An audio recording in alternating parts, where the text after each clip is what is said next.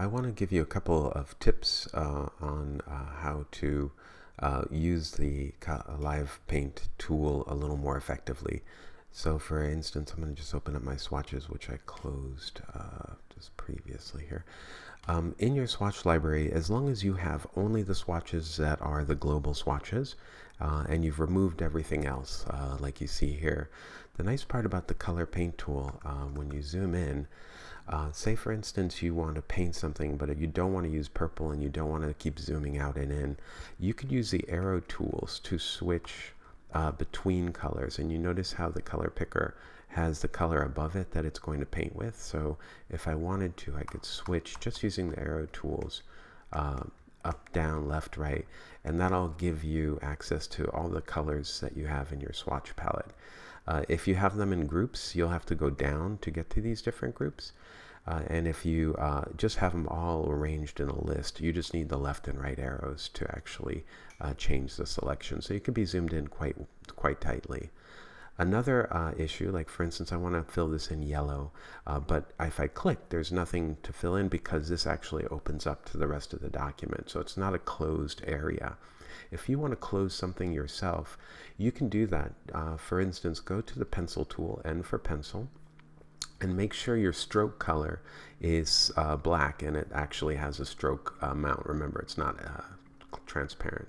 So I'll make a 5-point stroke, and what I'll do is I'll just make a line here. That actually will fill this in, but in order to use this line, I need to select not only the line, but I'm going to hold the shift key down and select the artwork. Now, Live Paint will still not, I'm going to hit K for Live Paint, it will still not fill in this area. It'll tell you need to merge those things in order for Live Paint to work. So you hit OK, and what you do is you go up here to your toolbar and you just click Merge Live Paint. When you do that and you've clicked it, and then I'll just pick a color with my arrow keys here, go down, like maybe that one. Now you can actually paint in the area. So if you're getting something that you just don't like, again, the pencil tool, N for pencil, you can actually just create a stroke here. There we go. And then you can go back. Let's see, I don't even see the stroke. Stroke was not black, that's why. So let's create a black, oops, undo. Create a black stroke, and then you can kind of see the stroke. Then you go back to the selection tool and select all the things, and then make sure when you go to the Live Paint that you actually merge Live Paint in order to get these things painted. And that's pretty much how you're going to do it. So again, you want to paint this cactus, you can fill it in or not. One last thing, if you double click the Live Paint Bucket tool in the tool palette, you'll see that you can change the sensitivity. So if I bring this up to like 9 or 10 points, what it'll do is it'll make sure it doesn't paint past a certain area, even if it's not completely filled in.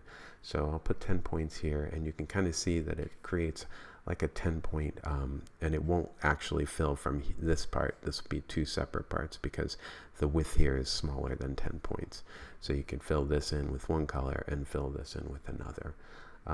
So that's a little bit of tricks and tips on how to use the Live Paint tool with your things. And what I would suggest also is not to add the color numbers in until you're happy with the output, because you might find that you're changing these colors after the fact. And remember, you can't change them here in the swatches.